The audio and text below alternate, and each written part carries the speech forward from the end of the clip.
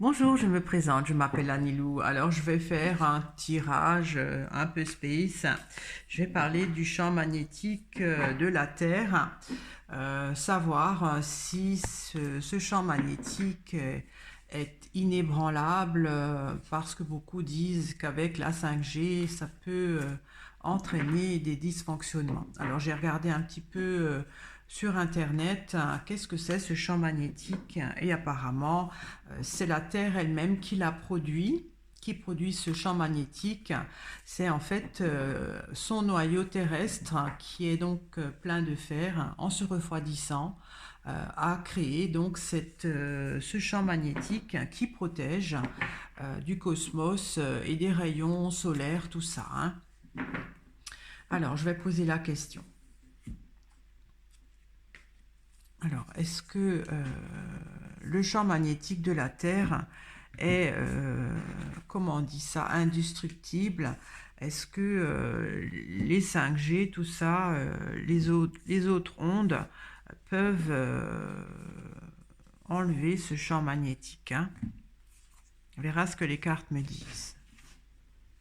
Alors, notre bonne Terre, il y a la rose, ah, c'est très beau, hein? C'est notre Terre qu'on aime. Avec le nid, on est chez nous.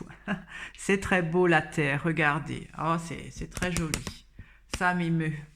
Notre belle terre. Il y a le fagot avec le bourgeon. Il y a le torrent, ça c'est la vie, hein. La vie qu'il y a sur la terre avec la mouche. Il y a le chat et il y a la pluie. Alors, notre belle terre, hein, son champ magnétique peut-il être altéré, hein, par les ondes?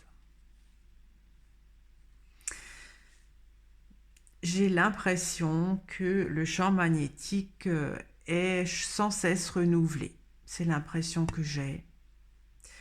Il y a quelque chose de vivant d'actif, je dirais, qui pourrait contrarier. Et le chat, ça a un côté fourbe qui allège, peut-être qui diminue l'épaisseur du champ magnétique. Alors, j'éclaircis le fagot. Il y a les galets. Ça, c'est là depuis longtemps. J'éclaircis encore les galets. Il y a le livre. Donc, c'est une loi, hein, une loi, comment on dit, cosmique de notre Terre, qui fait que c'est là depuis longtemps. Peut-être depuis la création de la Terre, hein, quand on regarde les météorites qui ont formé la Terre. Et donc, il y a un renouvellement qui se fait. J'éclaircis le bourgeon. Il y a le blé qui l'enrichit. Donc, je pense que le champ magnétique, je dirais pas qu'il s'autoproduit, mais qui s'auto-entretient. Donc, par une loi terrestre, je ne sais pas comment on dit, hein. Il y en a beaucoup quand même, hein. Donc, c'est pas à la veille demain que le champ magnétique va disparaître. Ça rassure, hein, notre belle Terre, regardez, comme c'est beau.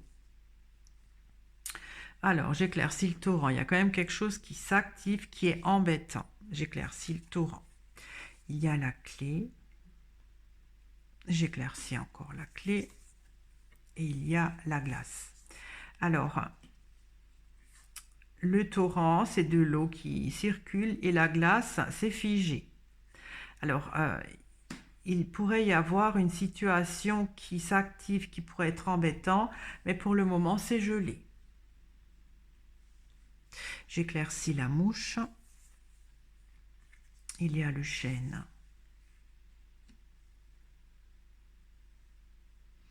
Alors, le chêne, je ne sais pas ce que c'est. J'éclaircis encore le chêne. Il y a la chapelle. Quelque chose d'embêtant.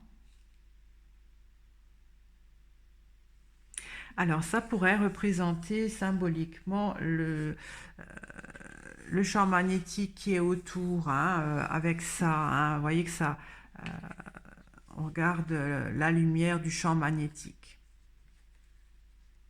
Il y a quand même quelque chose qui est embêtant pour ce champ magnétique, mais qui pourrait être embêtant, mais pour le moment, ça c'est figé. Alors je vais encore éclaircir la chapelle. Il y a la femme. Alors ça pourrait représenter quoi?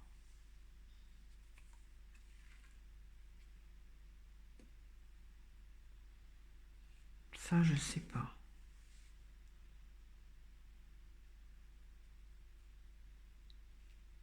Quelque chose d'embêtant pour le champ magnétique, qui pourrait être dangereux pour le champ magnétique. Pour peut-être la fertilité du champ magnétique, puisque j'ai l'impression qu'elle s'auto-entretient. Alors, pour le moment, c'est figé. Donc voilà, c'est rassurant.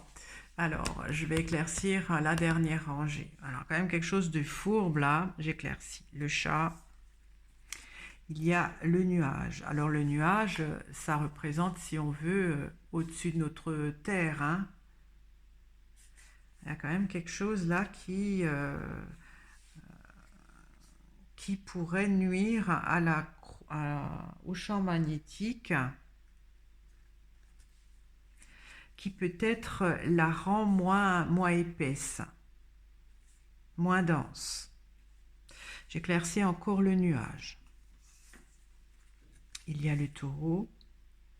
Alors ça parle de la santé, hein, de la santé du champ magnétique. C'est affaibli. C'est un peu affaibli quand même. Mais grosso modo, le champ magnétique joue encore son rôle, puisqu'il y a assez figé. Il y a une activité qui est néfaste, mais c'est figé. Mais la santé du champ magnétique est un peu altérée. J'éclaircis la plume. Il y a le pissenlit. Pissenlit, ça se dissémine.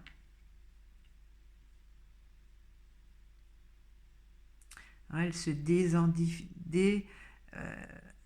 elle est moins dense.